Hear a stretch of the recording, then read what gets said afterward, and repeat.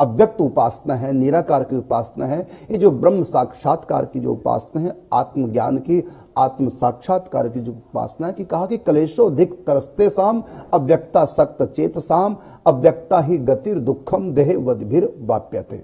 तो गीता में भगवान ने कहा कि कठिन रास्ता है, अव्यक्त विषय गति जो है बड़ी कठिनता से प्राप्त होती है। जब तक देह वदभिर वाप्यते, जब तक देहात्म बुद्धि है, जब तक देहाभिमान है, तब तक हम ये विचार कर ही नहीं पाते, बुद्धि से विचार पर स्थिर हो ही नहीं पाती कि आत्मा ही परमात्मा है, मैं ही सोहम तत्वम असि प्रज्ञानम ब्रह्म अयम आत्मा ब्रह्म। इस पवित्र विचार को बुद्धि ग्रहण नहीं कर पाते, देहात्म बुद्धि यदि हमारी है तो धीरे धीरे पहले हम अपना शुद्धिकरण तन का, कर्मेंद्रियों का शुभ कर्मों के द्वारा और ज्ञानेंद्रियों का प्रत्याहार के द्वारा और चिंतन के द्वारा, मन का और विचार के द्वारा बुद्धि का शुद्धिकरण जब तक न हो जाए तब तक बुद्धि इस ज्ञान पर स्थिर हो ही नहीं सकती।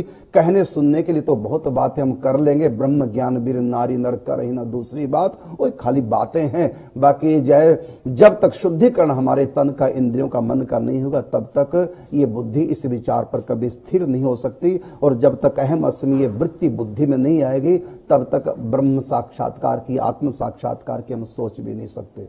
और मन की पवित्रता इसमें बहुत आवश्यक है, क्योंकि मन तोरा मन दर्पण कहलाए। तो मन, इस मन रूपी दर्पण में आत्मा का, परमात्मा का प्रतिबिंब सर्वप्रथम पड़ता है, वहीं से अध्यात्म की अनुभूति प्रारंभ होती है। और मन की शुद्धि का सबसे उत्तम और सरल जो उपाय है वो है नाम जप।